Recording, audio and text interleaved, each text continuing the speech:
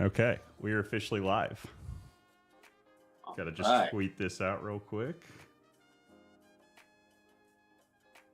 Okay, yeah, got it.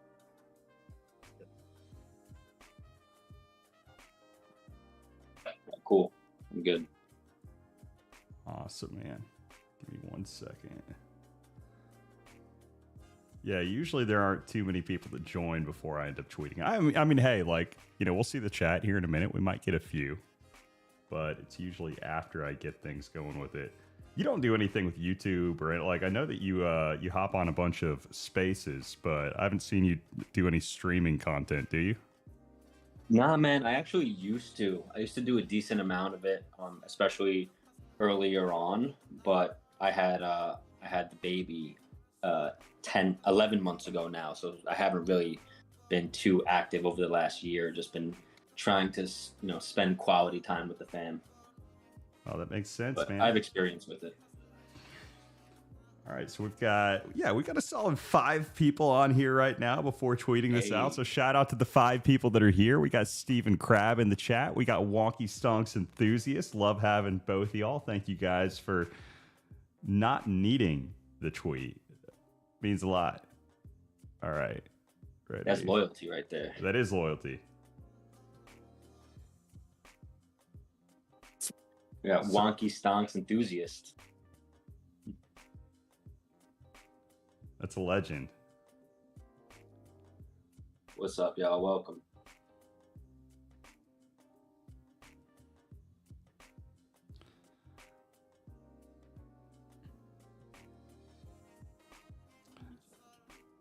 Retweet that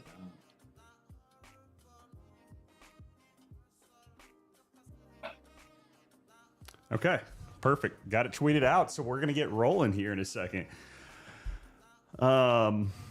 So Benjamin, tell me, man, like how has everything been being a dad? Like I'm on your profile page right now.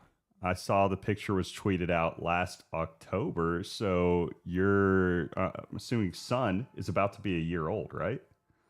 Yeah, dude, a year in a month from now. So September 19th, going to be going on a year. And it's amazing, man. It's been incredibly life-changing. It's changed my mindset in a lot of ways. And, you go from your whole life having yourself, for the most part, be the main focus, the number one. And now you have to put this other human before you, no matter what, 100% of the time. So, you learn different skills, and you got to focus on patience and mindfulness and stuff like that, because you don't get much sleep early on, and it could get frustrating. So it's a lot of give and take, but it's been amazing, man. Incredible stuff.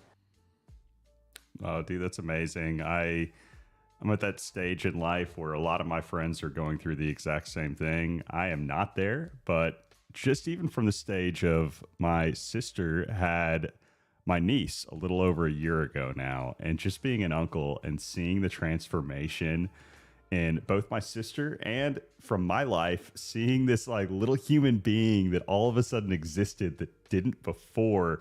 There's a deeper level of care whenever it's blood and whenever it's friends and people that you're close to, rather than just seeing a baby walking down the street. So it's something different about it. I can't even imagine what it's like being a dad, but I respect it. I know the hustle is insane. So are you at the stage where you can get regular sleep now? Is that something that's happening yet for you? Yeah, like a couple months ago, he started being able to sleep through the night. But the way that it typically works is like early on, you have to wake up every 2 to 3 hours, no matter what. Like even if he's sleeping, you have to wake him up because their stomachs are like the size of your fingernail.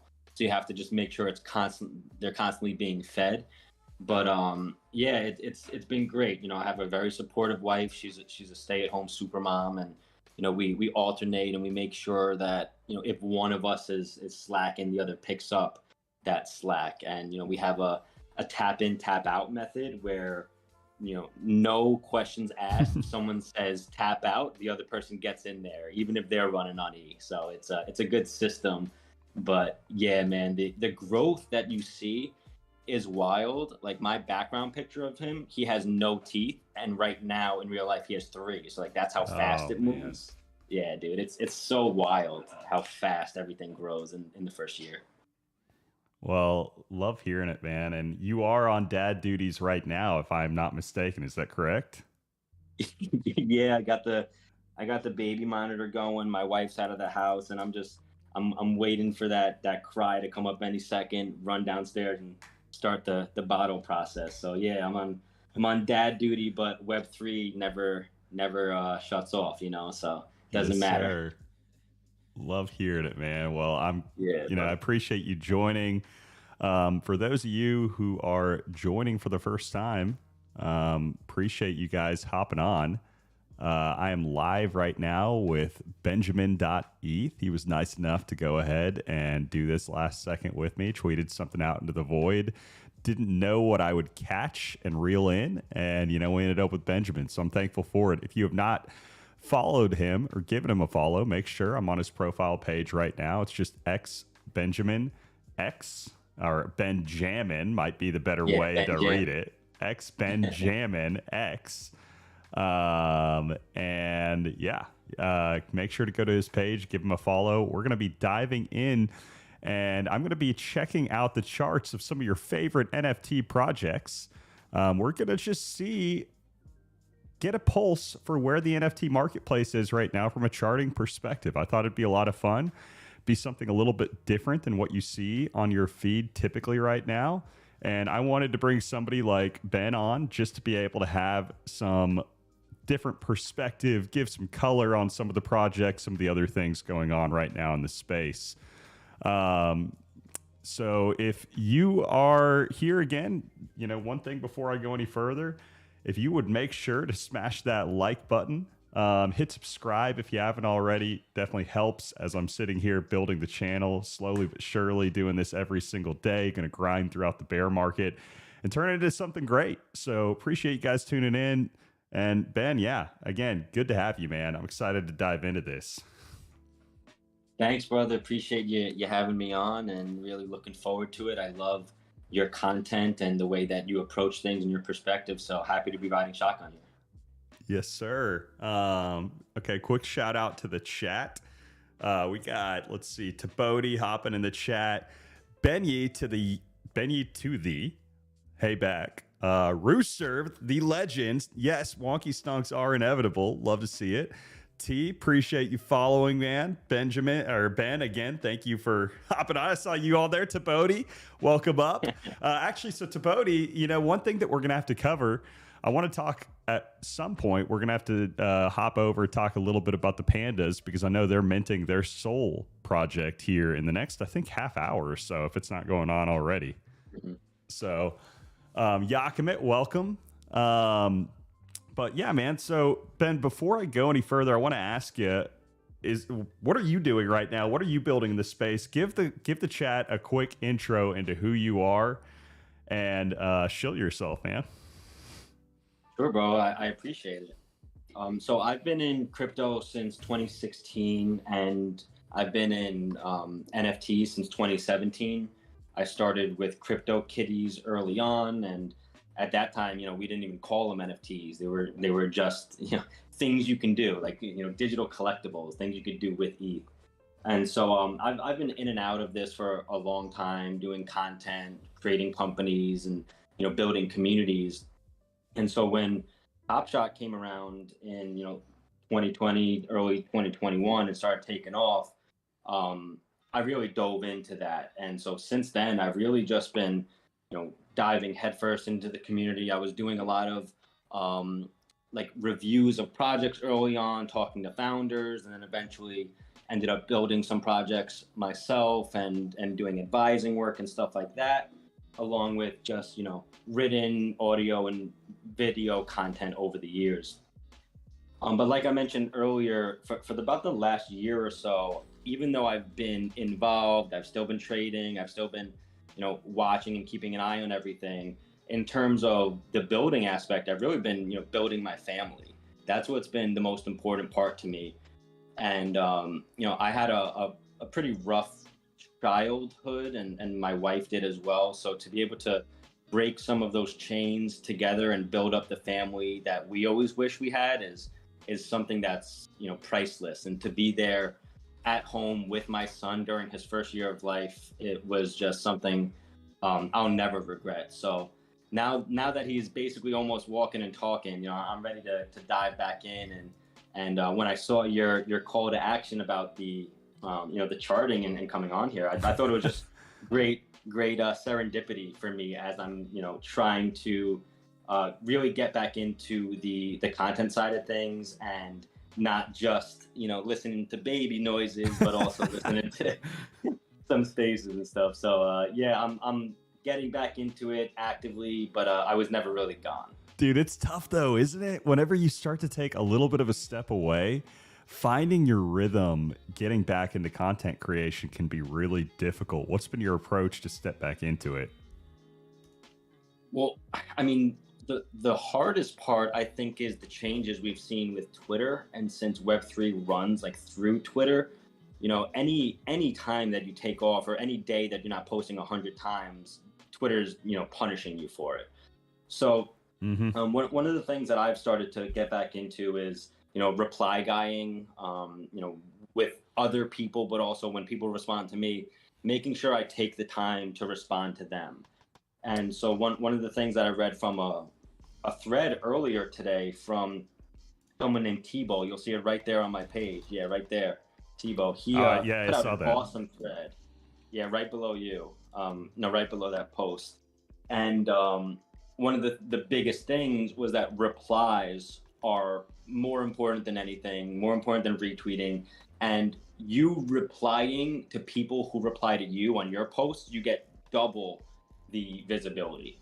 Wow. So I've been spending some time just trying to get back into the swing of things and put time, like dedicate time to replying and things like that. Cause, you know, it could take hours going through a lot of these messages. So you're telling me for being me, a reply guy is connecting. more than just a meme. It really is. And I'm not going to lie, it was obviously valuable before, but Elon himself is a reply guy, you know? So he's like, I'm going to make this more valuable for myself and everyone else on the platform. And so now reply guy, it's a job, right? Like people are getting paid for that. And if you reply to the right comment at the right time, like you don't have to even put out your own post. You could just have, you know, a dank meme on Elon's, on one of his posts, and then you have 5 million impressions right there for, you know, the month, and you're making some money. So I think the people who have been putting a lot of time into it already and built up that audience are the ones that are going to benefit the most, because they don't have to do the low value engagement farming as much as, you know, we're starting to see a little bit. Oh, 100%. Dude, you know something I just realized, completely off topic, but could be a funny thing to do at one point in time? I think you can go in here, and I think if I did start listening to this, that the audio from this would go live. They wouldn't be able to hear us. We'd basically be able to talk shit on everybody in here, the commentating of what's like, just quick test. Let's see. To flesh all these people out, encourage with positive reinforcement. Yeah, like we can hear this and we can talk over them and just say like, no, that's BS. Like that's the dumbest thing that I've ever heard. Just be super transparent. Yeah, like live reaction video. Yeah. You can do a live reaction video, 2 spaces. A lot of like younger founders. Oh, you just created the meta, bro. That's it. That's it. Feedback. I'm hearing you. Wonky reactions. Go into a dark room. So now, yeah, you can listen to this live and then just react, and you know that's the future meta. First of all, there's 0% chance Thread Guy swept DeGods. No, 0% chance. No way. Yeah, you know, well, the last thing I'll say about the content creation side of it, I'm in that same loop, man. I feel like I got a little bit derailed after the FTX thing happened, where I just spent a few months trying to get back, figure out what is my next step from here, messed with me mentally. And a couple things that I did notice. One, like what you talked about, the Twitter algo really is one of those things where it's like an avalanche, right? If you want a lot of momentum at the bottom of the mountain, you know, the snowball effect is real as it rolls down, right? You have to have more and more tweets, and the more that they add up, the larger impact that each individual one has as you continue. So it's one of those things, if you're only tweeting a couple times per day, even if you have 500,000 followers like I do, you can have somebody out there with 20,000 followers that has a greater social impact, greater engagement levels, just because of the fact that they're more active. So activity really does matter. And it's obviously about finding the right activity too. If you just sit there and you're tweeting out complete garbage, yeah, you'll get some type of a following, but it's got to be some type of quality content as well. So, my whole thing with the streaming, getting into it, it's tough because I feel like the external links are dinged a lot worse than they were in the past as far as the algo side of it. And unfortunately, Twitter streaming just doesn't match up to YouTube at all yet. And I think that it's important to diversify your audience on several platforms. And that's something I didn't do last bull market. But I look, and I think one of the things that I saw demonstrated incredibly effectively during the last bull market was up only, and the way that Kobe and Ledger ended up just growing that, and the way that they ended up growing their platform wasn't from all these scheduled streams at the beginning.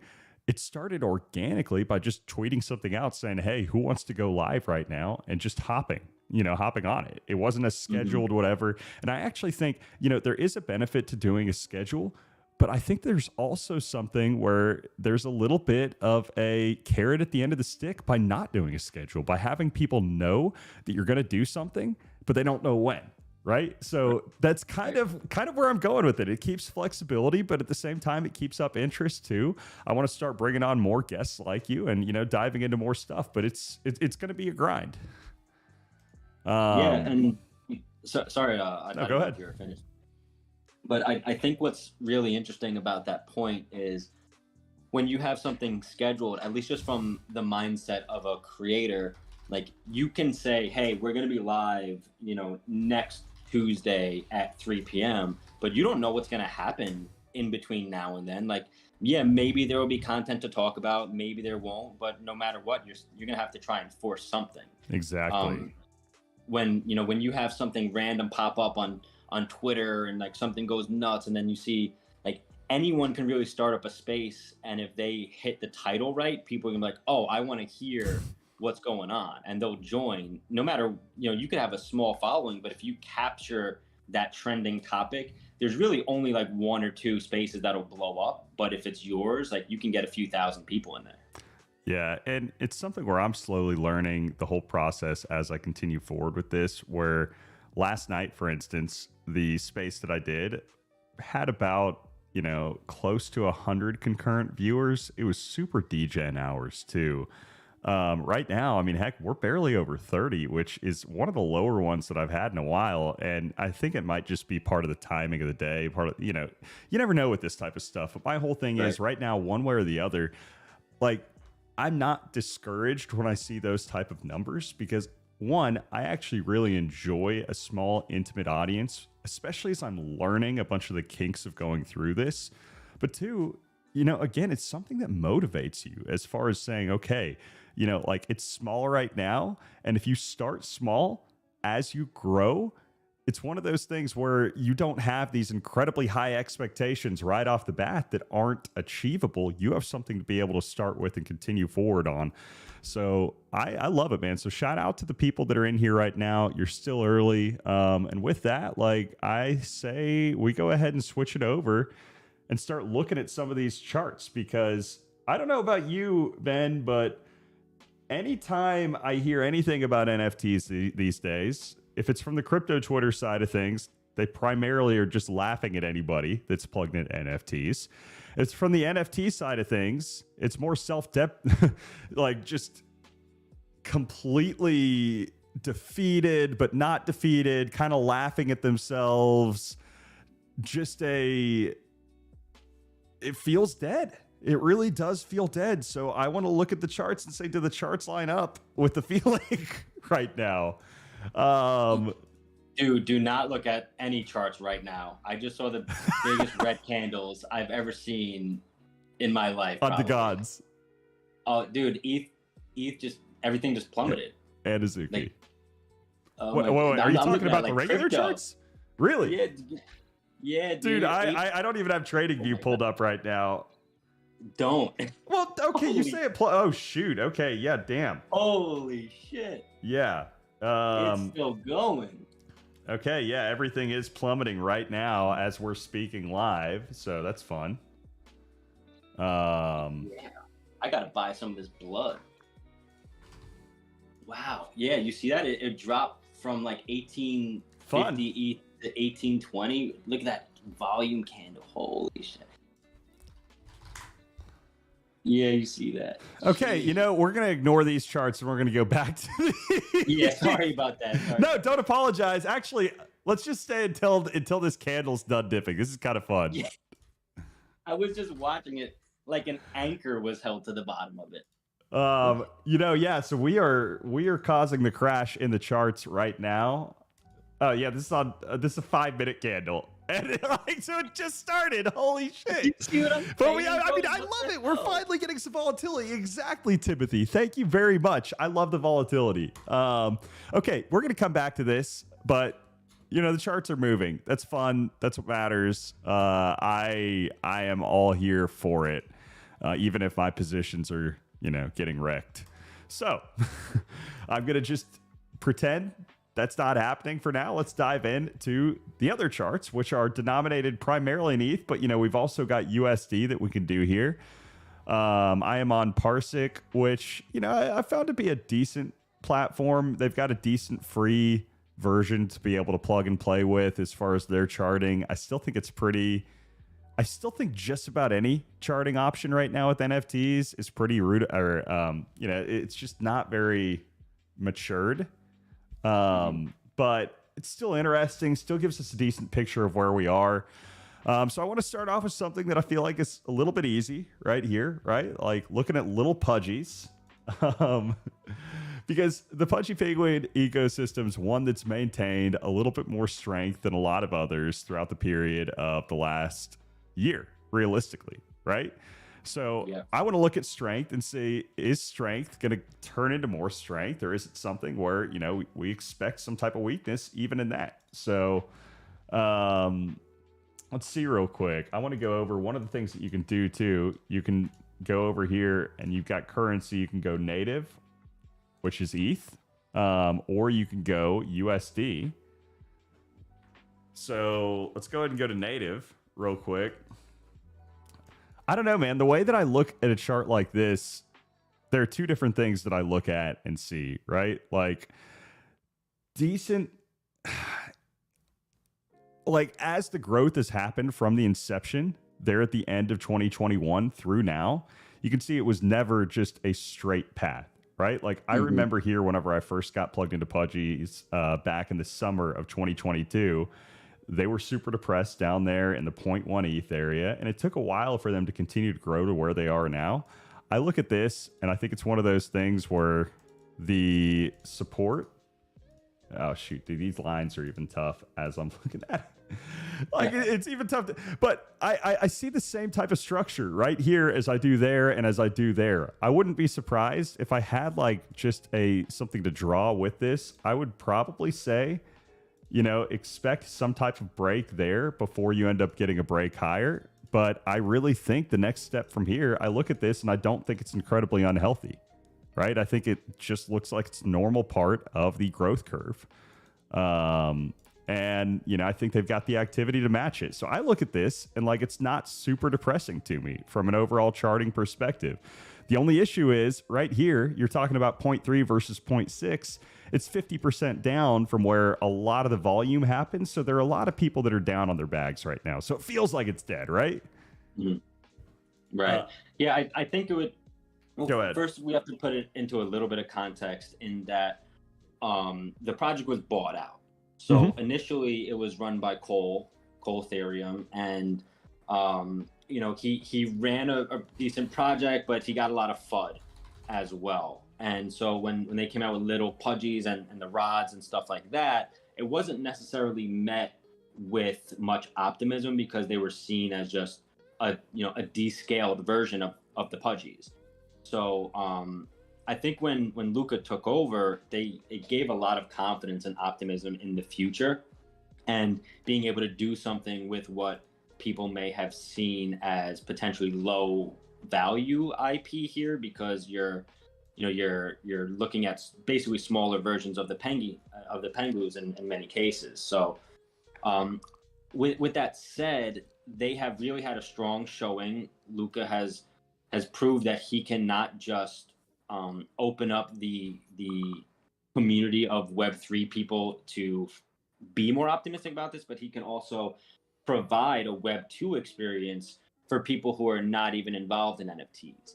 And so, they had a booth. I think it was Comic-Con, but they had a booth where I saw like lines, real long, people waiting for stuffed animals and things like that. I have some of the Pudgy stuffed animals that we ordered online. So I think that people being able to view this through a different lens and see that there's more growth potential than just any standard PFP project is what has provided some of that support.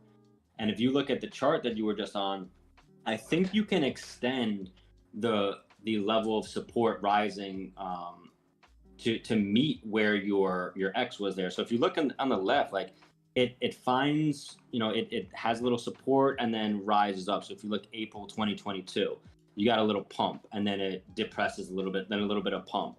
So if you draw a straight line out from there, that's almost going to meet where your downtrend is there. So yeah, if you just go from like that first tip underneath. I see what you're saying. You're talking about just drawing some horizontal support. So like right here, that's been a base. If you look under that, if you draw underneath, so if you look at the lows, you're hitting higher lows each time. So if you draw the line extending from left to right, touching each low point, underneath the bottom, from the bottom of like each low to the low to the low underneath, and extend it all the way out to the right, it looks like it'll. Oh yeah, I see what you're saying. Towards about 0.3. You know what I'm saying? Yeah, like towards there, yeah. And if you just angle it up slightly, right there. So that's where you were looking at as your trend break.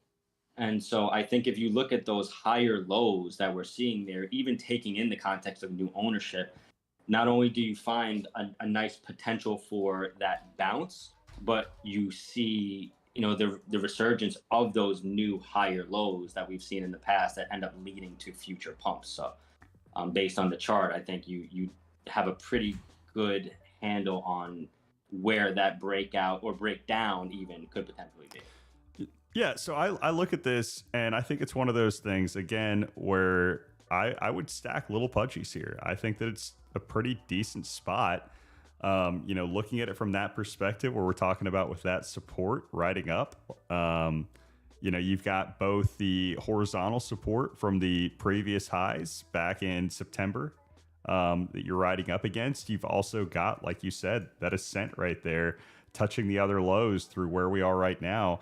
I think it's one of those things, you probably have a few months before things trend up, but I really do expect right now with the space, we're looking at it. I think that you are slowly, I don't think that is going to be an immediate surge higher, but I think that whenever you start seeing a trend break like this across several projects later in 2023 is really what I'm looking at, that I think that there's a chance the market starts turning around. Right now, the market feels pretty dead. I think there's a chance that it turns back around. Let's go to the bigs. Keep it on the Pudgy topic real quick. So yeah, same type of thing right here with the bigs and ETH. I look at this, dude, this is beautiful. Similar, not really too much else to say about it other than, I'm seeing a breakout, maintaining above the 3 ETH support that were the previous that was the previous resistance heading back before the breakout at the beginning of 2023 or the end of 2022. And I think this ends up breaking higher too, man. I really think Pudgies end up having a chance where I'm looking at this, dude. This is just normal consolidation, right? Yeah. I think it follows actually pretty closely with little Pudgies. And one of the things that I was pretty successful with early on in NFTs is something that I learned from trading stocks. In that, when you have a certain meta, like when there's an anime meta or something like that, and Azuki's hitting 15 ETH or whatever it is, there's going to be people who want to get involved but can't afford it. So they're going to look to see, well, what is a similar or relatable collection that I can afford for cheaper that, could have some liquidity flow to it. So when you have a project like Pudgy Penguins at 5 ETH, which is like 10K or so, or 48K, you're gonna have people that want to be involved in the ecosystem but can't afford that. So they'll look to the little Pudgies, they'll look to the rods, and they'll look to just be involved. And so one of the things that you see happen in stocks is, when one of the big tech companies start trending upwards, you'll see the smaller ones trend as well. So you have these, themes and categories, and I've seen the same thing happen in NFTs. So if you look, there's actually another site I think you'd really like since you're into charts. WGMI.io. Okay. It's known for being a wallet and a portfolio management site. WGMI.io. But they have a really great trending projects page, and you could also create your own charts on it. So yeah, it'll be on the. I'll pull it up here in 1 second. It'll be on the very front page. So there's a free site and a premium site, but the free site, it shows, as much data in a table format that you could even ask for. Probably one of the most extensive and detailed that I've seen. But also they have a create chart option where you can. Okay, so on here, chart different projects against each other. Yep. So that's the free page that you're on, and you can see there's a premium site. It's been one of my favorite sites since I started NFTs and since they. Oh, okay. So that clicked on DeGods to open it up. Okay, so where would you look on the? Go back. I can press create chart. Yep. Click create chart at the top. There's a little button. Okay. Right there, and then you could click on that, and then let's look take at two projects. So like just type in Pudge, like PUDG, and then you'll see. Okay. Or DeGods, we'll do Pudgies. Or like with Utes, but yes, just for okay. This I example. like that. Now put USD or ETH, whichever one, and then do data set number 2 on the top left, and do little Pudgies. Yep, right there, and then select the same data. And now there's a little option there that says separate scale per data set next to the date range. To the right of the date range. Yeah, I got it right there. Yep, right there. So you'll see them track next to each other. Nice. And then there's also another one to the right that shows you the price of ETH USD. Dude, so I like that. It's cool, right? Yeah. So you could track and see all right, well, which one pumps first? Right, and then does the other one follow? So if we're looking there, the Pudgy Penguins is blue and Little Pudgies is green. So you see that Pudgies takes off, and then Little Pudgies follow, and then at sometimes even go above and beyond where the Pudgies upside ended up going. Like you can see, Pudgy Penguins took off there. Littles were still kind of sitting pretty stagnant. And they didn't really erupt until, I mean, it took them a minute to catch up, but I like that a lot, man.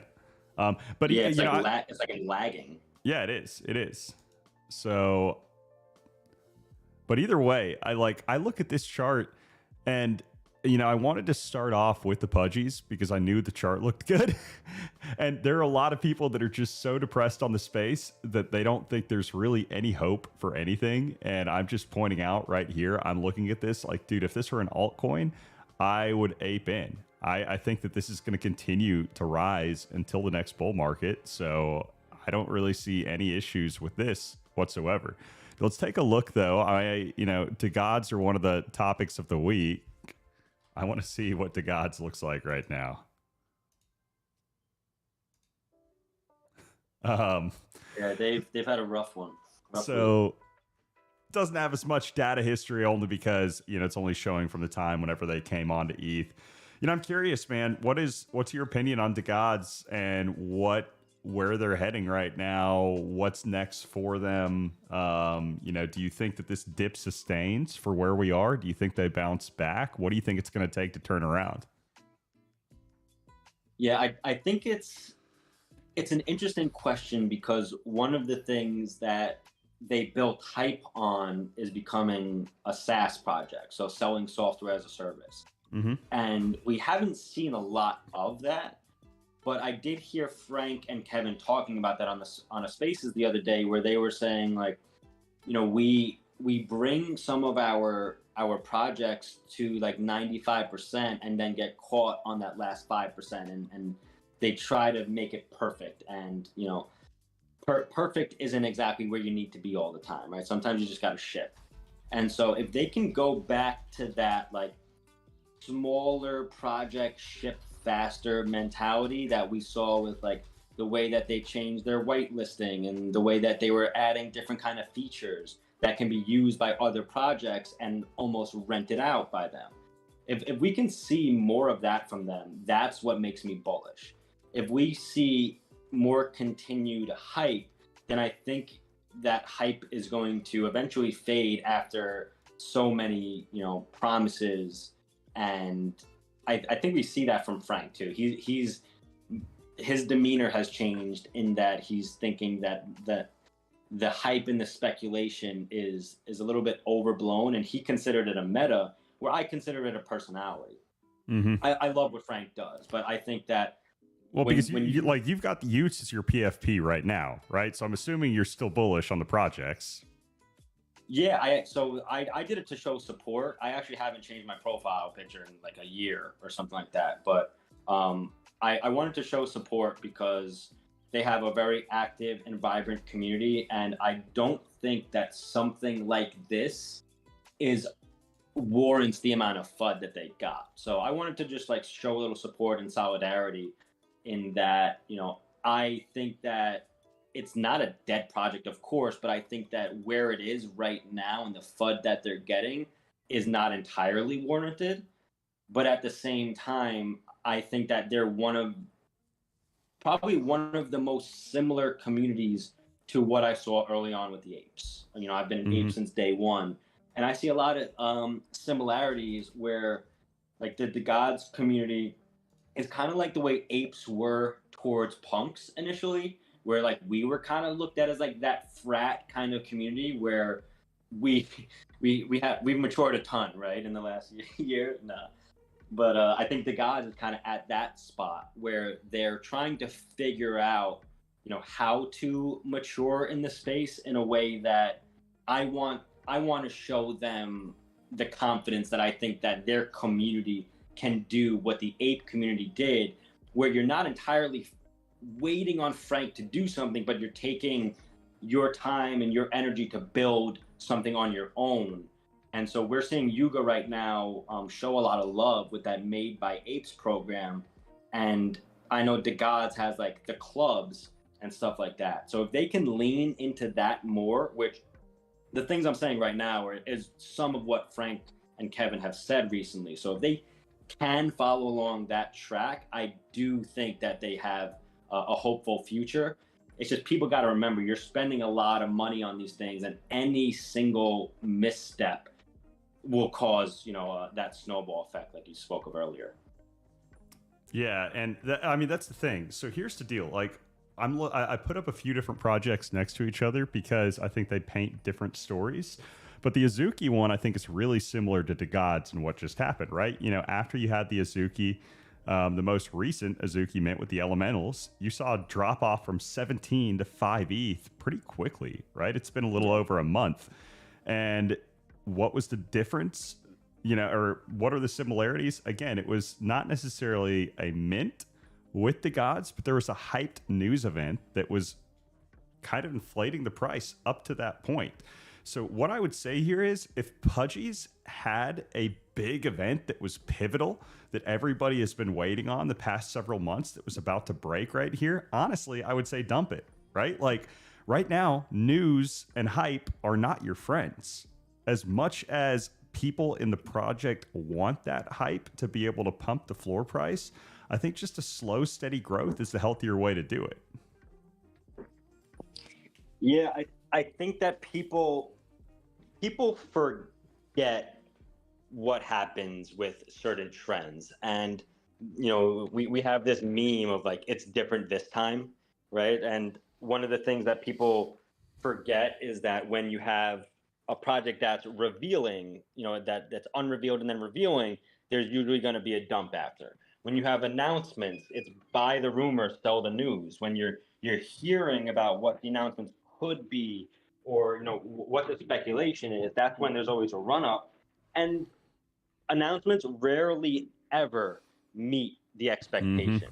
So if you're playing it that way, where you can be bullish, you can be bearish, whatever, but this is going to happen with or without you, and there's going to be a rise up towards the announcement. And then when the announcement happens, half of the people are going to think it sucks, and half of them are going to be like, okay, yeah, that's great, thank you. Or, but they're not going to go, you know, buying a ton. They're just hoping that what they already have increases further in value. So if you play the buy the rumor, sell the news, you can sell on the way up and then buy back in. And what happens a lot of times is if you are bullish, you take one NFT that you had, sell at or near the top, and then if you're just patient and wait a little bit, you could potentially get two out of that same price. So it's a trend that I think people either ignore or forget. Yeah, and so here's a contrast I wanted to make real quick. So you can see a lot of these projects had similar peaks where they did peak there in May of 2022. You know, I've got Moonbirds, Doodles, Azuki's, DeGods. DeGods doesn't show. Honestly, DeGods probably ramped up a little bit here while these were, you know, ramped up here. But you can see a lot of projects peaked right around the same time, bled off. You know, you had a little January this year, December, January pump. And realistically, they've all kind of returned back to that same, because like these scales, I think, adjust for percentage wise, whatever else. So I mean, like, yeah, the majority of them, whether it's been a long drawn out bleed or not, you know, they've all seen that significant pressure. And whenever that announcement kind of happens, it's just kind of like taking the air out of the bubble a little bit and popping it back toward. Well, actually, you know, I'm looking at this. These are definitely greater percentage drops when you're looking at Moonbirds and Doodles. So yes, there's a definite difference between that. But, you know, these are the differences that you're looking at, right? Like when I look at these two type projects, what's that? Oh, sorry. I was just saying you could turn that scale off too, the button that you pressed. The one that's on. Separate scale. Okay, there we go. Range. Done. Yeah, so I think here's the difference though, man. A project like this that is just long, drawn out bleed, I don't see these coming back.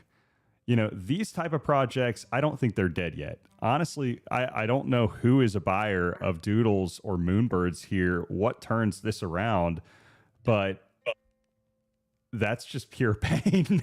That is pure pain. Yeah, those are usually the times when people get tired and sell. Like the people who have been waiting for a resurgence just say, you know what, I see the DeGods community doing great and having fun, and I'm sitting here losing money and everyone's pissed off in the chat. I'm just going to go join another community. You know, and when you get enough of that and there's no buy pressure, then you do see that slow bleed for sure. Well, let's see. Cool Cat's probably going to match up right there with it, right? I don't know why Cool Cats doesn't have more of a... Oh, there we go. ETH. So yeah, Cool Cats started before. Cool Cats never even got the May pump last year. They never got the December, January pump either. Even when we put it on this scale, Cool Cats have bled out. Like, these are the type of projects, again, if you've got this type of a chart where it is just pure... The issue with these type of charts are you just have so much expectations so early, right? That it's tough to ever really meet that, and it's tough to come back. That's why when you contrast it with a project, you know, like Pudgy's, where it is just this slow, gradual grind higher, it didn't like moon all at once. This is just way healthier to rotate into, I think, than buying the blood, hoping for a little bounce there. So what about apes? Let's put apes on here. And there's another thing too to mention while you're figuring out the chart. There's macro conditions that matter that will affect the NFT market as a whole and send everything down. And then there are some that just never recover from that as well. So something that could be out of their conditions, like the FTX thing, like you mentioned, or any of the other 10 black swans that we had last year, some of them just never recover. And it's hard, even if they have announcements or they have utility, they just can never get back from breaking those levels of support. Yeah.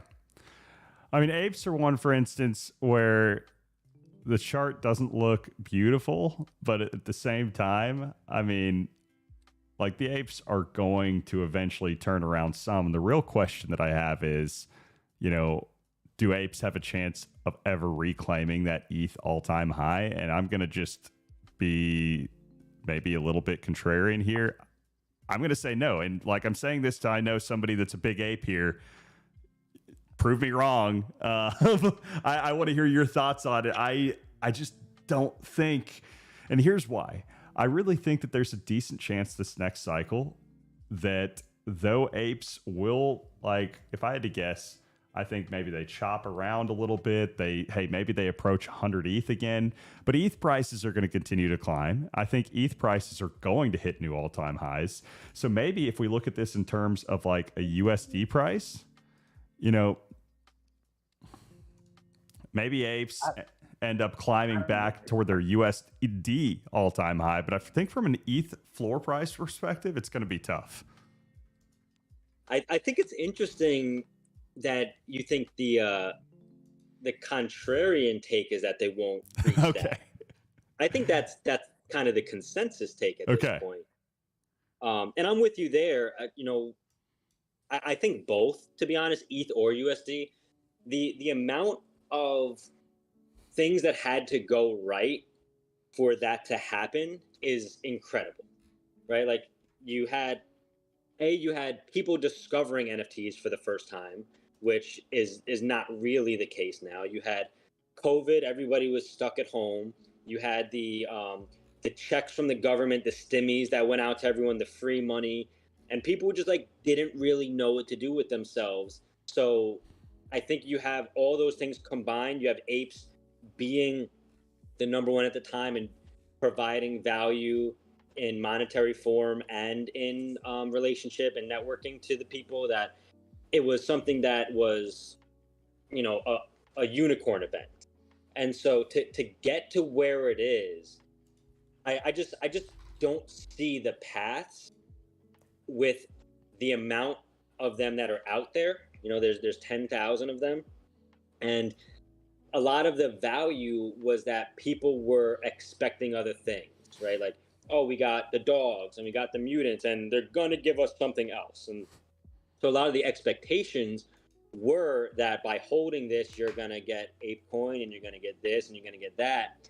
And we've gotten a lot of stuff, which has been awesome, but I just don't see other ways that they can really get the speculation high enough to reach those levels, because it wasn't the actual value that brought it that high. Like at that point, there really hadn't been much done yet. There was like Ape Fest and there was, mini games put out and things like that. But a lot of the speculation was fever pitch and as high as it gets.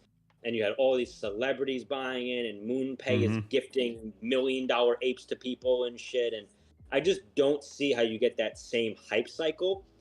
But I don't see them going to zero, which there's a camp out of people who think that as well. So I don't see highs ever returning. I don't see it going to zero, but I do think that we will have pumps that get people excited again. We will have, activations that get people excited again, but we've seen kind of a floor around 28, 29 ETH over a couple months, which at least provides a little bit of support so that people aren't just as afraid of the perpetual bleed out like we're seeing with some of the others. Yeah, I think that's completely fair. I mean, I think it's just difficult whenever you've got so many projects in the ecosystem, like the other deed, where you have 100,000 pieces. And I did they completely scrap the other 100,000 at this point, or is that still So, potentially on the table at one point in time down the road? well, if I'm gonna add some speculation here, so we saw they had a leak pitch deck, which they followed through on some of the things, like there was a code of decoupling. But there was also supposed to be another 100,000, like you said, plots given out. And what my speculation is that they're going to try and avoid the dilution of doing that and potentially just update the metadata of current other side deeds so that you can potentially pick the other side of this. So, like, if you look on the other side plots, a lot of them have like doors and portals and stuff like that. So I wouldn't be surprised if they give you an option to choose, do you want this side or like the other Mm, side? And so while there's another 100,000 potential, it's not dilutive in yeah, nature. yeah. It's just entirely speculative, but I wouldn't be surprised if that's the route they end up More going. of just a metadata update for the individual pieces that you have the option for opting into. Yeah, and if you look at their roadmap, the obelisk, there is a mention of having to choose your like faction or your side. So I wouldn't be surprised if they took a non-dilutive approach to it because we've already seen so much FUD around 100,000, and rightfully so. That's a shitload of NFTs. Yeah, man, it's an insane amount. So, yeah, it's going to be a tough road back. I think that they are going to obviously continue to be relevant, but I don't know what it's going to be that ends up flipping apes this next cycle. I think something does end up flipping Bored Apes and the Yuga ecosystem this next cycle though. So like whether it exists right now or not, to be determined. But I think that we end up seeing something pulling off a flip when it's all said and done. Which means, I would say that's. Oh, sorry, go ahead. I was My just bad. going to say, which means there is a lot of opportunity if you can find out what that's going to be. Right. Have some type of, hand in the basket before it happens. Yeah, well, it looked like at some point it was going to be Azuki, until they had that The that, elementals. elementals dump. And like to be honest, I wouldn't be surprised if it could happen. I just don't really see any avenues for a project to do that outside of maybe something like what we saw with Proof initially, how they just rocketed and then they caused Moonbirds to rocket when they launched it, and something like that. But again, we're kind of past this like overly hyped speculation phase where you need to have a lot of value or a lot of speculation, and I just don't know if people are willing to nibble on that bait anymore in the same way. Yeah, that's fair. So okay, I want to switch it over real quick to O'Peepin and checks, because talking about projects that have been strong during the bear market, I feel like O'Pepin is obviously up there. Jack Butcher with what he's been able to do in collaborations, even I forget how you pronounce it, the O Penguin or Pepping, whatever it is, but Pepping. yeah, the O Pepping. Just the different things that he's been able to do to be creative is pretty inspirational, and I think that it reflects it on the chart. I'm going to take away the checks real quick. I look at this and I'm like, man, that's a pretty dang bullish chart. Whenever it breaks above 1 ETH, I think that it does end up like, this is one of those things where I think if it were a bull market project, you're talking about double digit ETH already across either this or checks. Right. Yeah, Um, I'm a big fan of Jack. I think what he all right. So we also need to put it in perspective in like what this is, right? For anyone who wasn't around when this launched, so Checks was a mint where I think each NFT was like $8 or something like that. It was essentially free, and he minted it out as an open edition, and then people were just like, okay, cool. Like we all got the same thing. It's an open edition. Jack is, he's very popular. He had the visualized artwork, which everyone loved. But then he started like changing the metadata and hopping on with trends in a way that you would do with like a basic Twitter post. And he was doing it with the metadata and the art of checks. So he was getting people really excited with this new medium, this new way of showcasing your art, this new way of hyping people up, and also leaving speculation for them to be like, well, what is he going to do next? What's he going to change it to next? And so Czech started really taking off in the way that it became the talk of the town for a long time. And then when he released Pepin, it was a very similar thing where people were just like, I'll buy a few of these. I don't know what it's going to be. And then it starts taking off and people are like, wow, I need these. It's a new mechanic. It's a new way of distribution. And so not just the creativity of the art itself, but the fact that in a collection where people didn't know what it could ever be, he's able to keep people on their toes still to this day by now having Pepin being released in 200 different sets of 80, where you never know what the next one is going to be, which leaves room for that speculation, so that even if the current set isn't something someone would prefer, there's something down the road that they could like. And then when he partnered with Pudgy Penguins the other day, I think that opened up a new avenue for him to be able to not just say, hey, here's art that there's an artist going to make or I'm going to make, but we can actually partner with your favorite projects, and you never know what it's going to be, and you never know what celebrity might pop in. So to have these new mechanics but also leave room for that speculation is why I think they've continued to have support in between the set releases. Yeah, I think that it's been a masterclass, honestly, not just in hype, because it doesn't feel like it's been hype, right? It feels more just I don't know if surprise is the right word, but it's been a slow grind. It's been really impressive the way they've done it. Okay, I got a question in the chat about RTAFKTs, the clones. So let's check out the clone chart. Artifact, yes, sir. Not gonna lie, fam, doesn't look good. It's the USD perspective. Let's see if ETH looks any different for you. What's funny is I'm watching on the YouTube, so there's a little bit of a delay. And when you said it doesn't look good, it was on the loading screen, and I was like, oh, they don't even have data.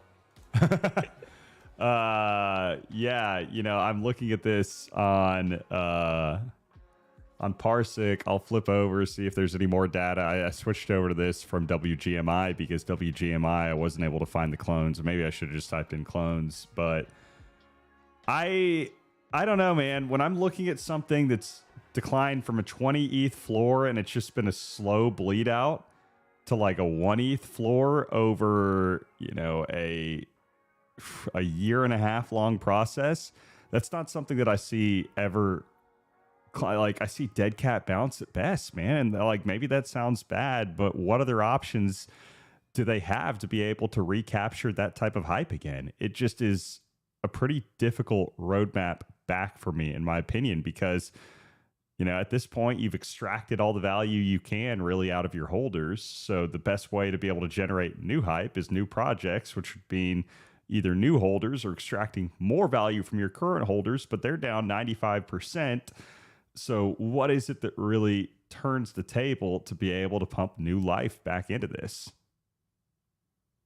Dude, I mean, you said it best. Like that's an entire chart of dead cat bounces, and there's really no relief. And what that shows me is that the holders are using any pump to just liquidate and just get out. And like it's like people are just waiting for any pump, and then they get out, and then that slow bleed occurs again. And they don't have just one collection; they have a bunch of different That's collections. what I'm saying. And like each one of them independently hasn't lived up to the hype. Yeah. Maybe one or two. I think the one that they did with the what was it, the Jeff Staple shoes. Forget exactly the pigeons. They had a good shoe release that people were happy about. But outside of that, man, like, you know, people saw Nike come into the space as a good thing, but what I think ended up happening is they just tried to turn what was one of the most tapped in Web3 projects at the time into one of the least tapped in, because they brought it to, they wanted to take it more Web2 than Web3, whereas like a Starbucks, for instance, didn't really change what they were doing, and they incorporated Web3, but they didn't have to have an NFT project to do that. So when people look at these big names and these big, Fortune 500 companies that jump in here and see it as bullish, a lot of the times they're just not in tune and in touch enough with the community and the expectations, and people get hyped more about the name than what the project is itself, in my opinion. Yeah, and I mean, I saw in the comment section, on Pepe brought up the whole Nike relationship, and while I see what you're talking about, you have to think about the target audience here, right? Like, is the average person that is a Nike customer going to come in and ape like tens of thousands of dollars into a project that doesn't really meet the same type of stuff that they are purchasing from Nike in the first place, whether it's shoes, apparel, something like that? What is it going to be that really converts them to be a digital collectible customer at this point? And that's where I think that it's a little bit difficult, even though it's one of those things where I'm not saying that it's a bad relationship. Again, what is going to be the thing that really makes that translation? They just don't have the customer base, I think, that really translates over to the Web3 interface from that type of perspective. And maybe I'm wrong on that, but to me, I think that's the biggest logic gap there. Yeah, I think the problem is that they're trying to benefit two audiences at the same time, and there's not a lot of synergy. So like, if the Clone X's were all wearing like Nike warm up like tracksuits and stuff like that, and I think it would be a little bit different. Or if Nike on their website had Clone X avatars modeling their gear and there was some more synergy, I think would make sense. Pepe in the chat mentioned Dot Swoosh and the collab with Fortnite. I did that collab. You play a little bit of a game there and you follow the map and you pick up these collectibles. And so that was a pretty good one. And they have the ability to have those kind of engagements, but I don't think that will lead to like a Clone X purchase or anything like that. So I think what they have to do is fix their verticals so that they're more synergistic with each other, and then that's when people could really get excited, because everything's tied in. And right now it just kind of seems a little bit dysfunctional at the moment. So I am optimistic about what they can do and what their reach is. I just don't see a cohesive plan yet that ties it all together. Yeah, and that's the biggest thing, is like a lot of these have so much potential, but I think that they acted so quickly in the middle of the bull market without really knowing exactly what the direction of the space was going to be. So they tied themselves to a lot of different routes that they could take, but because there's so many heads to the dragon, it almost feels like it's really difficult to grow them all effectively, right? So yeah, it'll be interesting to see how some of those previous partnerships play out. If I had to take a guess, though, what I really think a lot of these corporations end up doing, the ones that ended up launching any type of partnership in the past or their own collection, I think they basically just scrap and pretend like the others didn't exist, because that's what you do in a real business, right? If you've got a collection or if you've got a project that didn't work out, you replace it with a new line. Right. And that's just the way corporate America works. So I think that that's going to be realistically what ends up happening. And maybe that draws some type of, historical value to the previous collections. But that, I really think, is what you'll end up seeing. There are going to be a lot of people that are upset by it, but a lot of people just realistically won't even know. any better. So, yeah. I think you bring up a great point there about like how the Web 2 businesses work. Like, let's just use Apple, for instance. No matter what, they're coming out with a new iPhone. Whether the previous one was great or not, they're just doing it. They're coming out with new chargers and new headphones and everything, even though the old ones exist.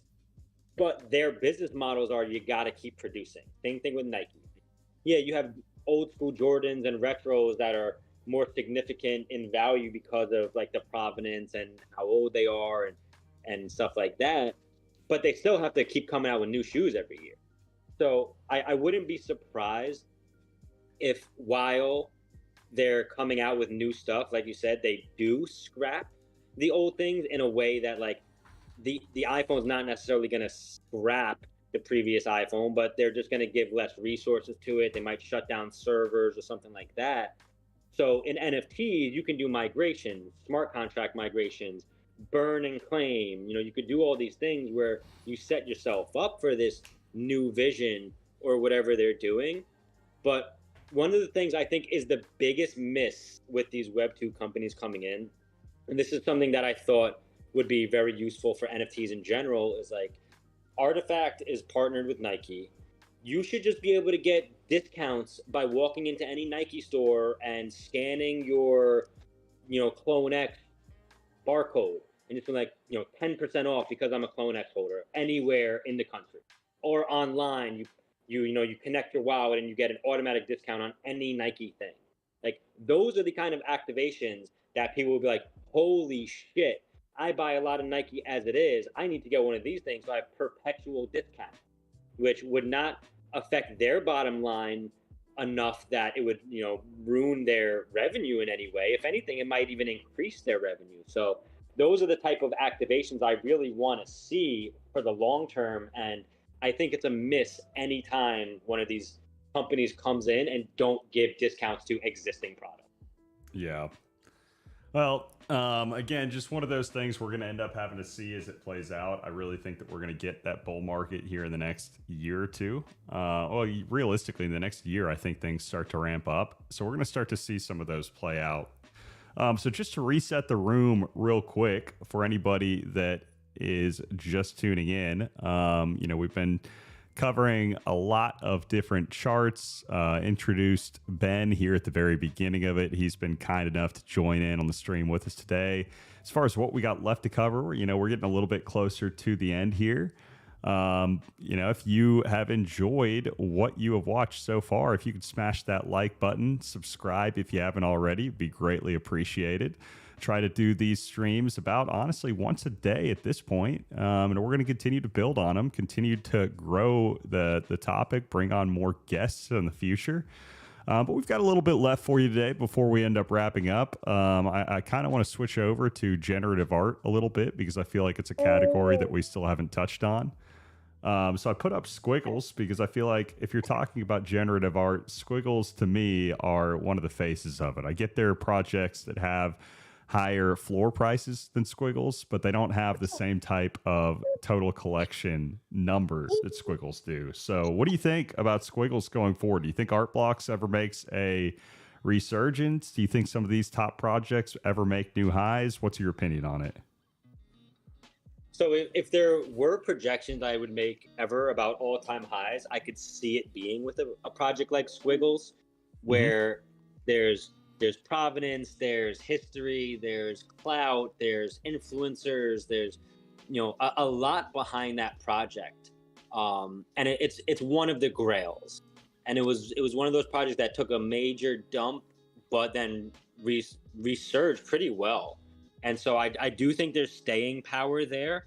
But when we talk about art blocks in general, there's like hundreds and hundreds of art blocks projects, so it's a little bit confusing for people who aren't familiar with it, because when you say art blocks, it could be one of any number of things. And so you really have to take it like one by one with squiggles and ringers and like, just calling it out that way. But yeah, I think, squiggles are the type of projects that end up in museums. And the ones that end up in museums are the ones that maintain historical value. And so to be able to say I have, an NFT from a collection that's in the Louvre or, MoMA or something like that, I think that holds a lot of weight, not just with the Web3 community, but also, traditional art collectors as well. So you want to know something funny that I think a lot of people don't know, and this is just purely my speculation with Squiggles.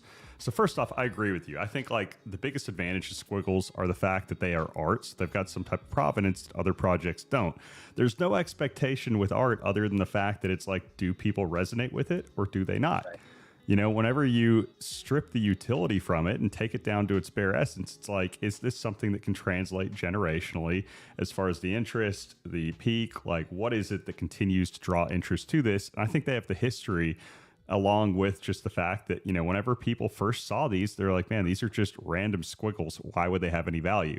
So now at this point, though, like that's what they were at half an ETH. Well, now that they're over, 10 ETH, these are just grails. People look at them, and rather than just seeing random like color lines on on the screen, they're like, man, this is an absolute masterpiece. Look at how different a lot of these are. Look at the colors. They just make me feel alive, right? Like, point being, they grew to a point where they've acquired a marketplace for it. Whether everybody agrees with them or not doesn't matter, right? Like, art is about something more than it's about something more than the collective. It's about each individual and how they appreciate it. And as long as you have enough individuals to appreciate the entire collection, like, what does it matter if there are other people that think anything else about it? So I'm a big fan of it.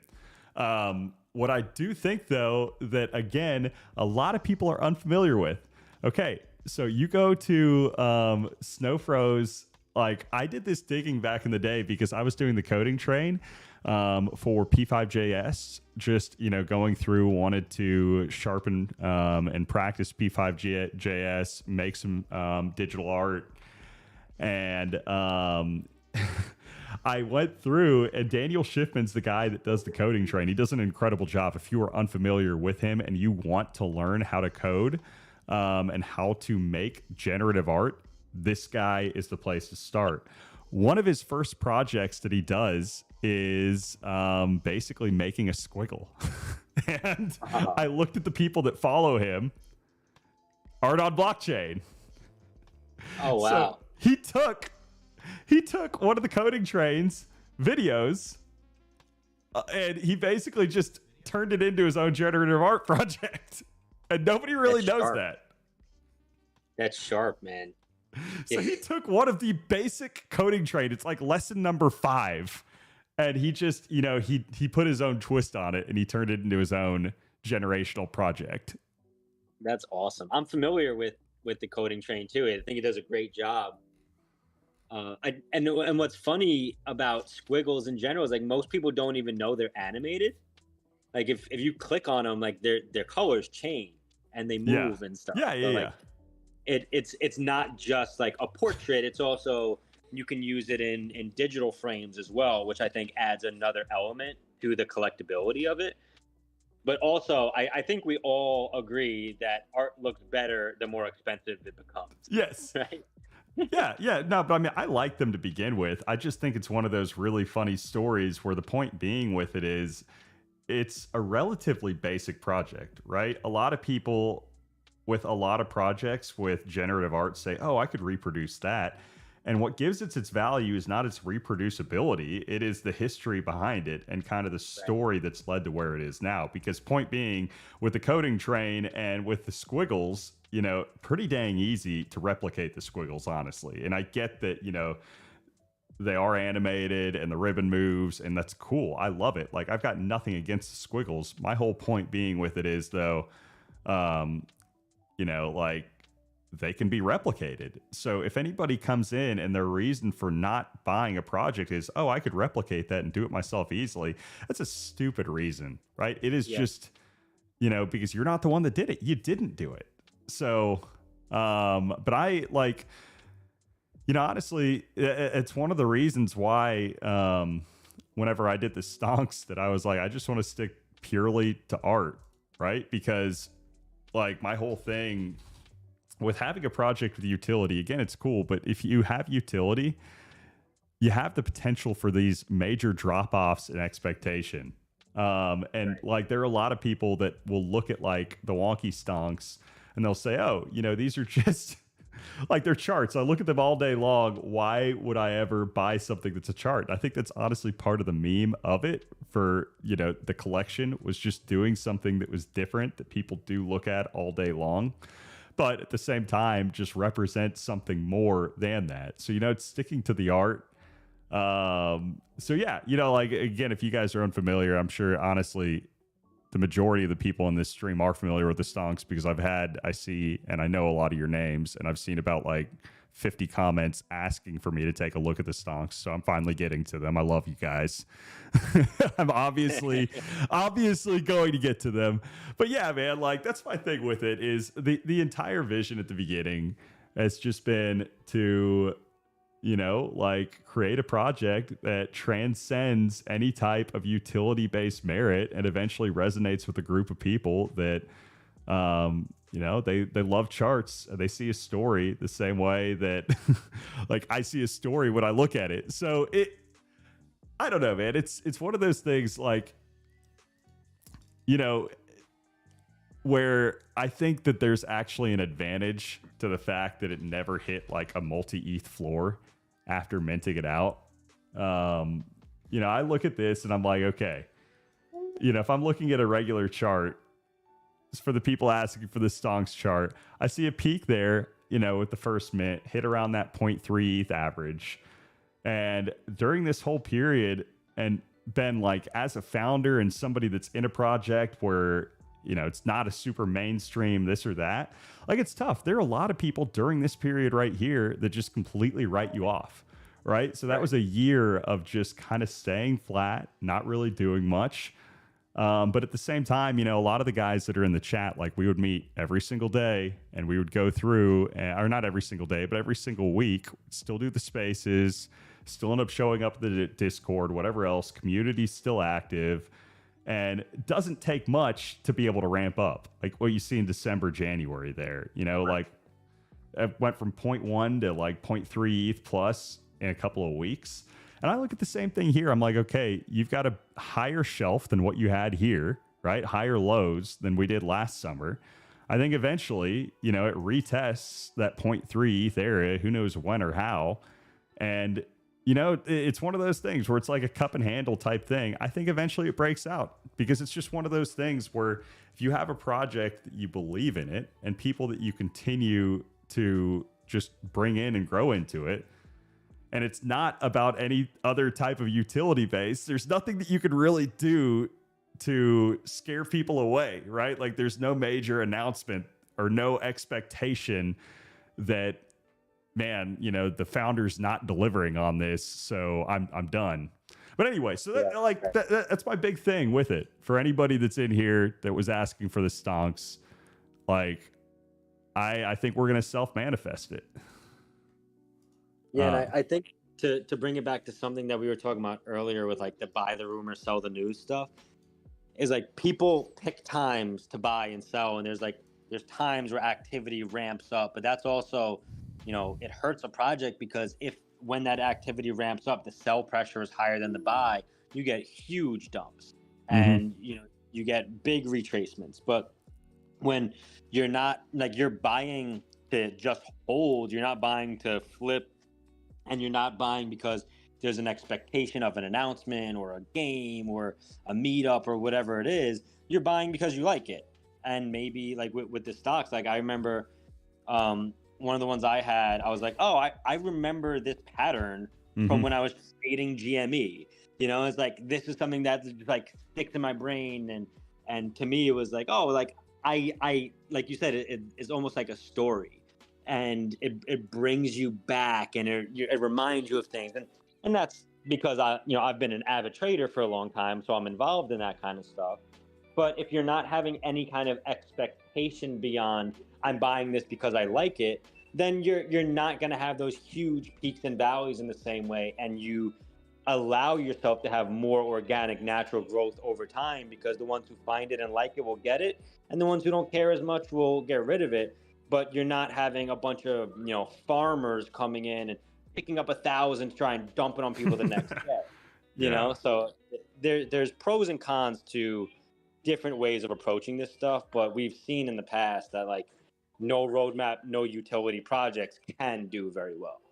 Yeah, and you know that's the vision at the end of the day, is just the fact that, you know, building a slow organic growth with a solid foundation for the community, and you know, eventually I think it'll self manifest itself into something where you know, you eventually, like, as hype escalates and you break new all-time highs and this, that, or the other does happen, right? Like, you start to bring new people into the fold. And that's why I think it's just so important to have a solid foundation of people that have been around for years, that there are no major expectations, right? Like, the people that are your biggest holders are the ones that it's like, oh, I've survived 2 years of just sideways, so like everything from here is just gravy. So I don't know, like, eventually there are going to be other projects that we bring on, but point being, you know, with that, like, for those that have been asking for it, the stonks are inevitable. We're going to self-manifest it, baby.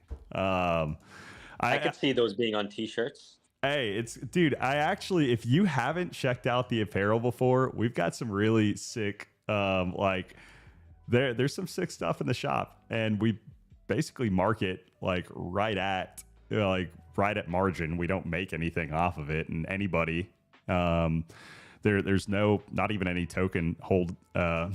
It's all high quality stuff too. So like, for instance, swim trunks, anytime I wear those out, anybody, I get compliments on them left and right. Like, it's basically just this type of a background on a swim trunk. But oh, dude, it would be so hysterical if you put one that's like trending completely upwards from like the knee to your crotch, and it's just a big green dildo at the top. Let's go to merch real quick. So, okay. Yeah, like, these are sick. So yeah, y'all should check it out. If you haven't checked out the Stonks merch before, check out the shop. There's others. Nice. Yeah, I love that. Okay, last thing I want to look at, man. Have you done the Friendmex stuff at all? The what? Friendmex? No, I haven't. Okay. I've been seeing it though. I was gonna ask your opinion on everything with it, like, because I just think it's hilarious that you can go through different accounts and basically chart your friends like they're a shitcoin. Yeah, it reminds me of BitClout. When you remember BitClout when that came out? It does. So it's a little bit different, but it's similar. It is a similar concept. I think it's a little bit cleaner, but yeah, man, it's been interesting to watch. I'm curious. They're doing a token drop so off chain. Much anxiety. Yeah, that's crazy. That would give me too much anxiety. That's the Kaleo chart right here. Oh, there you go. Well, Gainsey has 69 holders, of course. Yeah. I don't know. It's interesting stuff to watch. They're apparently doing a non-token airdrop for like the first 6 months and then turning it into a token. We'll see. But I really think it just depends on the dev for if they can maintain momentum. It's all about like, how can you get people to farm? So right. But you know, we've been going for over an hour, man. I'm sorry for keeping you this long. Just, it was easy talking with you, easy going through stuff. But I need to go ahead and wrap this up.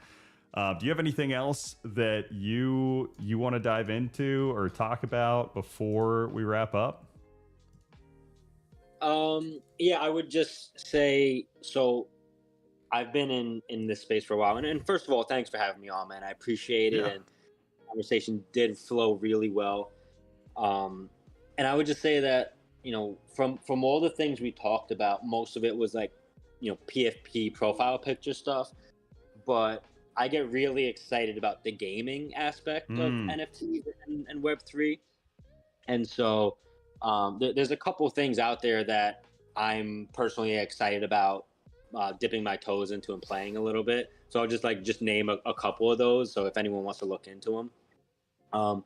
But one of them is DeGods. So I haven't played it yet, but it's like Infinity but Gods.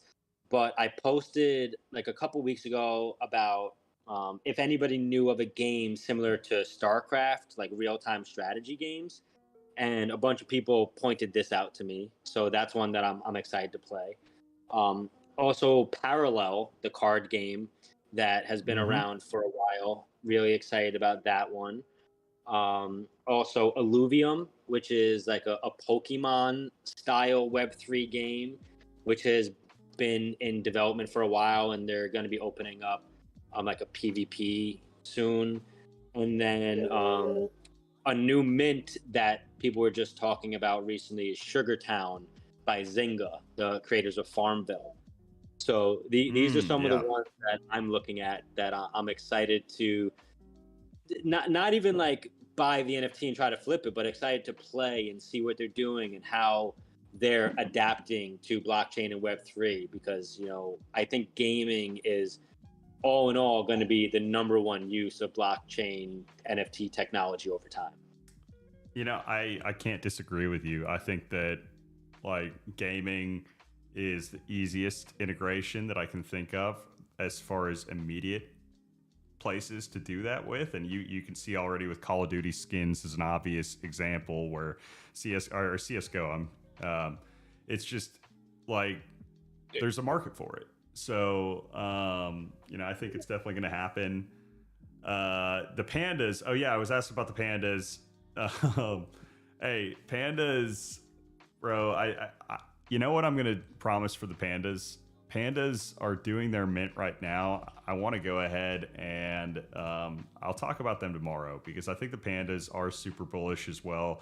Have really been impressed with what Bags has done, and I'm excited to see how this plays out. But kind of tough to talk about it while it's happening.